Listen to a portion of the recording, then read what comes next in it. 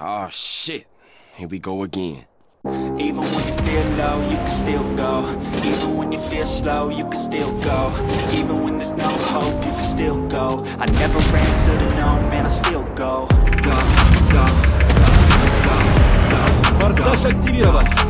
Попадание. Отличный выстрел. Обнаружены вражеские торпеды. Попадание. I'll be making moves till I'm buried in my grave. To the system, I don't wanna be a slave. I've been doing shit my way, or the highway. And in the driveway, isn't that strange? 'Cause I grind through the climb. Форсаж активирован. You never hear me, bitch, nah, I don't complain. Just gotta flip the switch and you can go and obtain anything you want, anything you need. Your mind's got the ingredients, believe. They deceive with the negativity, but I just gotta live by that energy. Even when you feel low, you can still Быстрая перезарядка активирована. slow. Even when there's no hope, you can still go. I never answer to no, man, I still go. Быстрая перезарядка активирована. Наша команда близка к победе.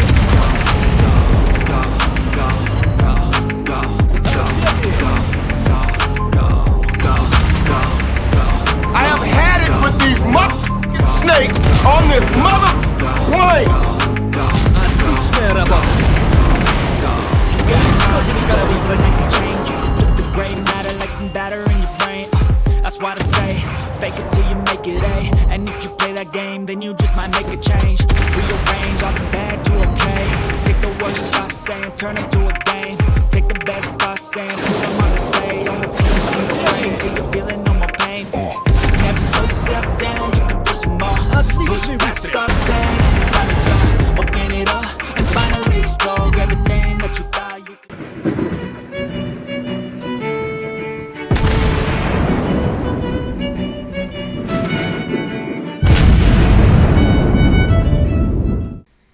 Hello everyone, and welcome back to World of Warships Blitz with Terry.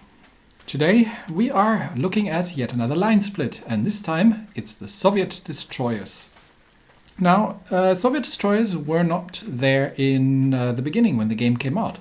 We only had Japanese and American destroyers and the Soviet cruiser lines. But the Soviet tech tree has grown quite a bit since, as you can see, because we now have multiple cruiser lines, we've got battleships, we've got carriers, and we have destroyers. So what are the Soviet destroyers and where's the line split? Line split happens at tier 8, in fact, where up till tier 8, up to tier 7 in the Minsk, you're on one line, and from there you can either keep going with Tashkent, Kiev, and Delny, which are playing relatively similar to what you had in the previous lines. Or you go to the alternative line with the Ognivoi, the Udaloi, and the Grozovoi. And what is the difference between the two? That's what we shall be talking about. Now, Soviet destroyers in general are up to tier 6. They are actually pretty good ships. The Gnevny at tier 6 is an excellent little destroyer. In higher tiers, it can get really, really difficult. And one reason for that is, well, they have been a little bit power crept, honestly. A lot of the things that the Soviet destroyers were originally famous for, which was they were the fastest destroyers in the game, that is no longer the case. The French and the Italians have that as well now. And they were very, very good gunboats with lots of rapid-firing guns. The French have that as well now. So, and the Japanese gunboat line, when it comes to HE spamming, is pretty nasty by itself. So they don't really have, the original Soviet destroyers don't really have an awful lot going for them. That is unique, that making them special. So this is really one of those lines that you need to like in order to play that. So I would say if you've made it up to the Minsk and you're really happy with the Minsk, then the line split does make sense for you. And to continue on that. But let's compare the Delny and the Grozovoi. And we might also have to look at the Tashkent and the Ognivoi, actually. But let's add these two just so we can get a little bit of a better understanding. So let's get the Tashkent in there. And we do need the Ognivoi as well. Let's begin with these two, because these are the first two that you see where the split happens, and that gives you a bit of an impression of how the line is different, or how the two lines are differing. So Tashkent continues in the tradition of being a relatively pure gunboat. So you've got the engine boost and you've got the rapid reload, whereas on the Ognivoi you have also an engine boost, but you also get Def AA and you start getting smoke screens. In terms of hulls and maneuverability, the alternative line, for lack of a better word, I'm going to call it the torpedo boat line, although they really aren't, are a little bit better maneuverable, but not as fast as the main line. The Tashkent and further really are scout cruisers or destroyer leaders. They are relatively large ships with relatively poor concealment, but long-range guns. And as you can see, the guns are in the Tashkent are definitely noticeably better in that you get 6 of them, whereas the Ognivoi actually has the better working guns here, but only gets 4 guns. In return, while the Tashkent has a 6-kilometer torpedo range and is not capable of dropping torpedoes from stealth, the Ognivoi is capable of doing that. The problem obviously being that the torpedoes are Soviet torpedoes. They are not particularly good. They do reload relatively quickly, but good they are not. And yes, you get the defensive AA on the Ognivoi. No, it's not going to make any difference because you don't have an awful lot of AA to begin with. But at least you have a concealment that is workable, because the Ognivoi has a 6-kilometer base concealment, which is excellent. Which means with a concealment build, you have a very comfortable range of between being detected and things being in torpedo range where you can drop your torpedoes on. Now the torpedoes are slow, they don't do an awful lot of damage, but at least they do reload reasonably quickly. Whereas the Tashkent with 6.9 kilometers definitely does not have that. So if we look at the Delny and the Grozovoi, which are the tier 10 variants, the same topic continues. The Delny has the engine boost and the rapid reload. She has replaced the Khabarovsk, which used to be at the slot at tier 10, and Khabarovsk has since become a premium. And Grozovoi has engine boost, defensive AA, and 3 smoke screens, and she gets a unique equipment, so a legendary equipment, which reduces the torpedo reload and gives you additional torpedo speed at the cost of some torpedo range. So if we compare the two, again, the topic here is the gunboat line is faster, and the torpedo boat line is slightly more maneuverable.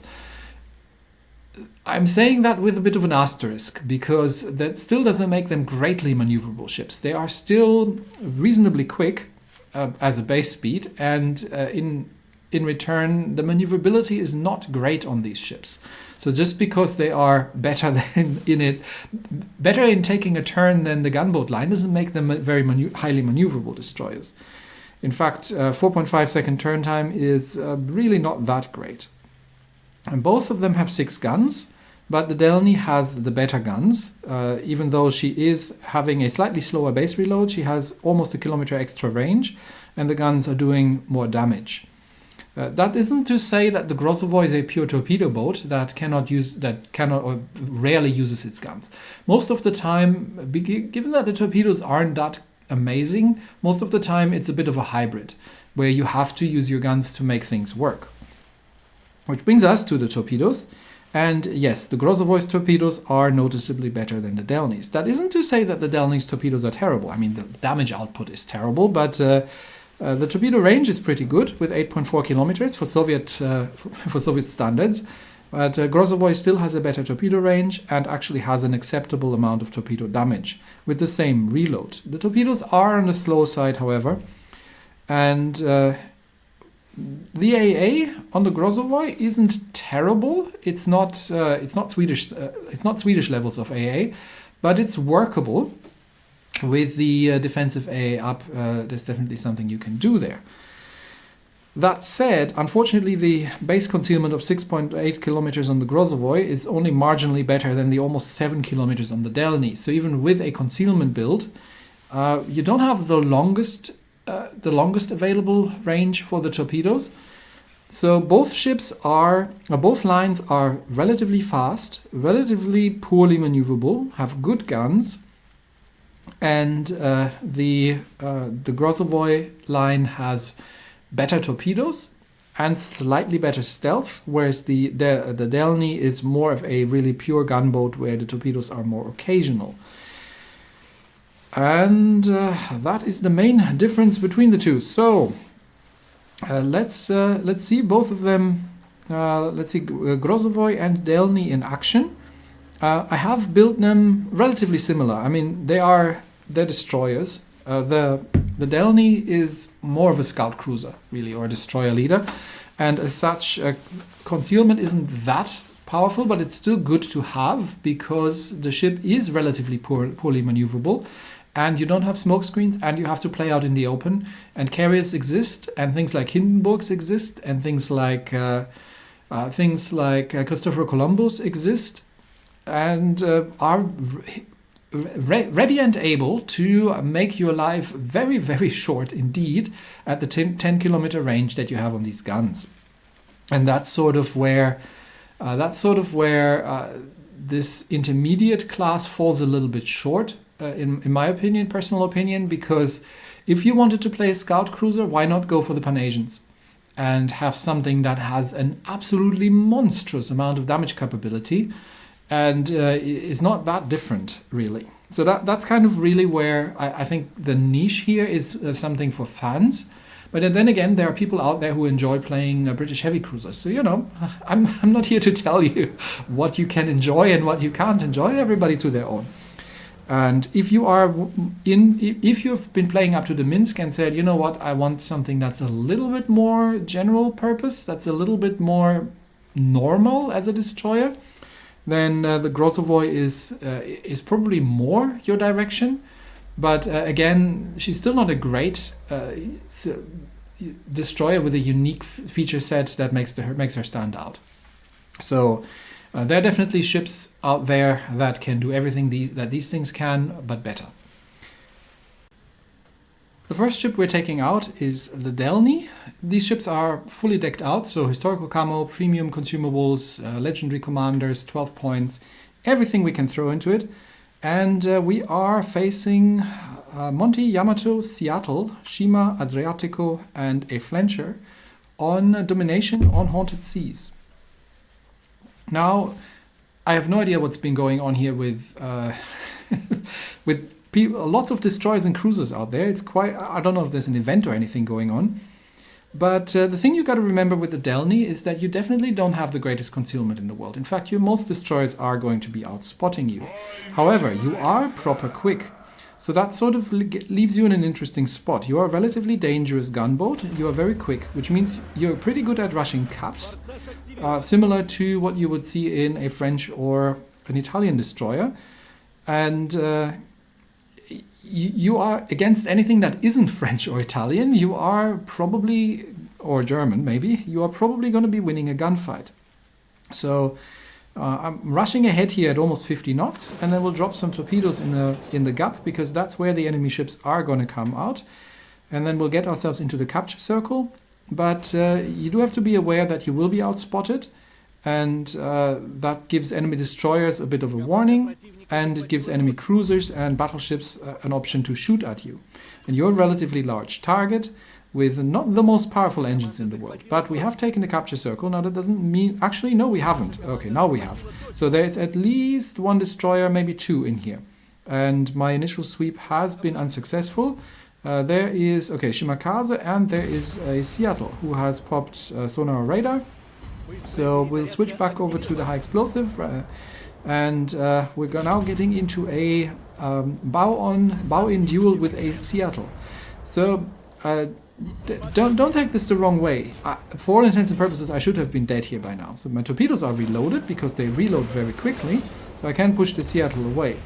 If Seattle had committed here, then I would have been already dead. So if it's an HE Seattle, and yes, Shima and Adriatico have come around. Shima is trying to torpedo me, so it means I have to actually use my engine boost to get away, and the rest of my team is just kind of sitting there. And it's like, oh yeah, oh you go mate, if you want to go first. Oi, people! Okay, there's a Seattle on my flank and these pokes over there. Can I do need to get away from that Seattle. Hopefully the battleship behind me can do something. But now there's 3 of us sitting here. So this is not particularly helpful. Alright, nobody seems to be interested in engaging the Seattle, so screw it, I'll do it myself. There's Shimakaze, who is... And Gearing is now shooting at Shimakaze. Fletcher is being useless. And he is slowly making his way out now that the rest of the team has made its way here. But there's an Adriatico out there, so... My rapid reload is coming off cooldown, someone is targeting me, but I'm going to go for it, and I'm going to go for the gun rapid reload and gunfire at the Adriatico. There come the obvious torpedoes, armor piercing out, and that's why I'm already in reverse, so I can dodge the incoming Adriatico torpedoes, but he is going to lose a lot of health in that engagement, and now the rest of my team has completely abandoned the other capture circles, which isn't great.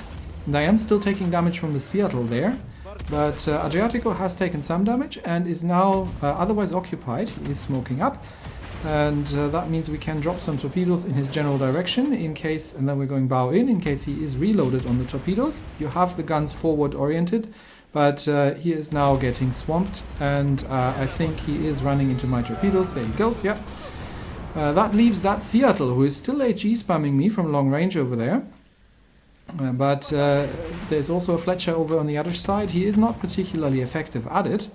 We've now secured this capture circle, and we're 2 kills ahead, but we're capture circle down. So I've let the fire burn out, and in general it's not too double fire at Damacon.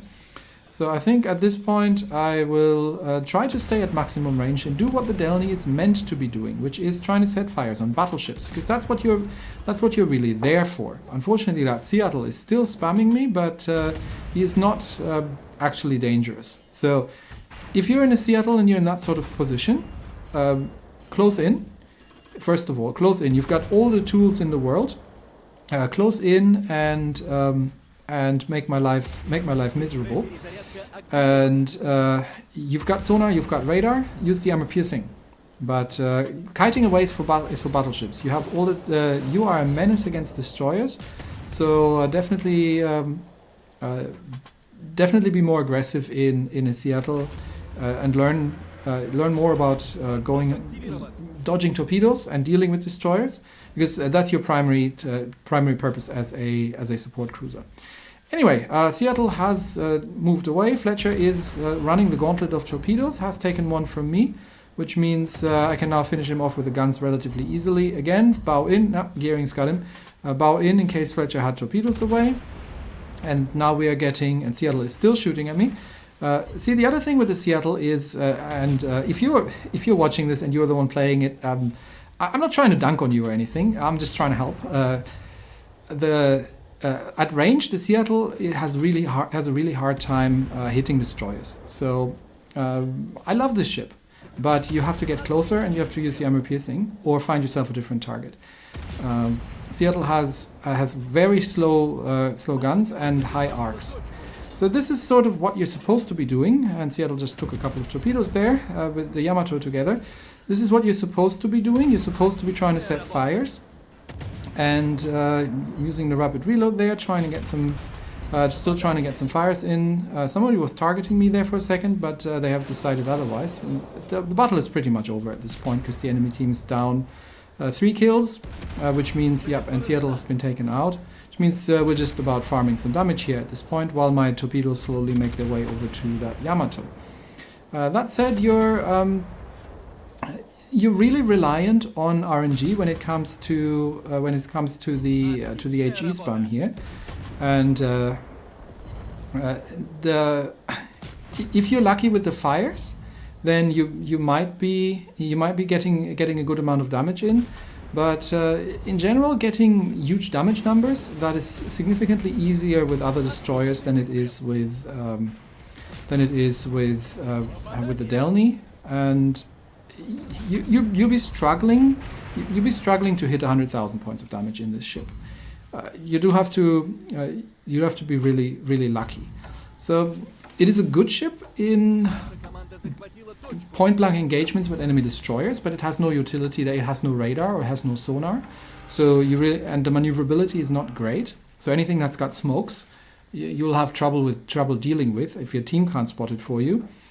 And it's generally a ship that's hard to make a huge impact in. It's easy to get yourself killed early on if you're too aggressive, or if you're too cautious, it's you're not getting an awful lot done. The torpedoes aren't great, and you really have to rely on the guns. So how about the Grozovoi then? Grozovoi, more a torpedo boat, and not great, but still better stealth than the Delny, facing Christopher Colombo, Des Moines, Worcester, Ibuki, Shimakaze, Yugomo, and Friesland. That is a bit of a nightmare scenario. Worcester, Des Moines, Colombo, because Worcester can easily negate your smoke screens, and so can Des Moines, even that thing's got radar. Colombo can one-shot you, and all of these destroyers out there outspot you. So not an easy fight, not an easy setup, but what you're hoping for in general with these ships is a large set of big and slow battleships, because you can dodge battleship incoming fire from battleships in both the Delny and the Grozovoi. You can set fires and farm damage that way, and you can stealth torpedo with the Grozovoi. So back in Haunted Seas we are, and this time spawning in the north, so I am going to go the other way, but I'm still going to be doing the same thing. I've got a Felix Schultz over there, which is actually not very good against destroyers. Yeah, that is a veritable scout cruiser, but it's more a cruiser counter, because the guns overpenetrate destroyers too easily, unless you're shooting at very long ranges. So we're doing the same thing. The Grozovoi is not quite as fast as the Delny, and we are going to drop our torpedoes in the middle there and see if something runs into them. And then we've got the armor piercing loaded in expectation of finding an enemy destroyer early on.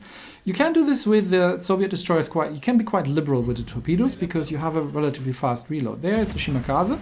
Hello, Mr. Shimakaze. I'm going to smoke up just to give anybody who might be behind the Shima an angle. And Shima ran into two of my torpedoes. Now he doesn't see me.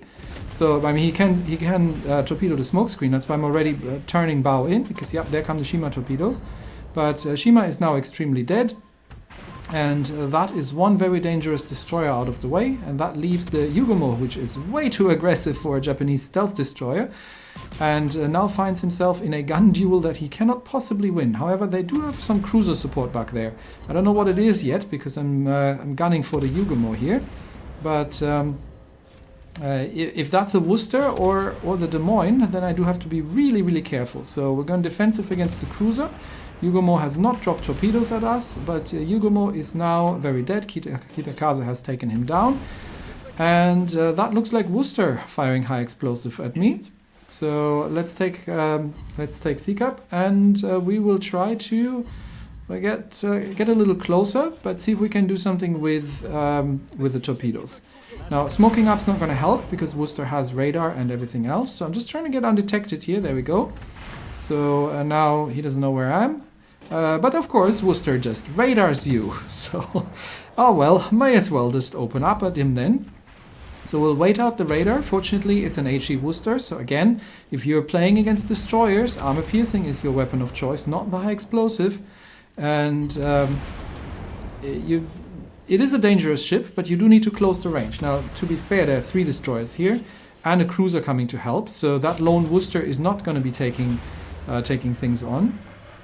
But at this range, I can relatively easily dodge his incoming shots, and we'll try to chase after him. Maybe we can get some torpedoes away.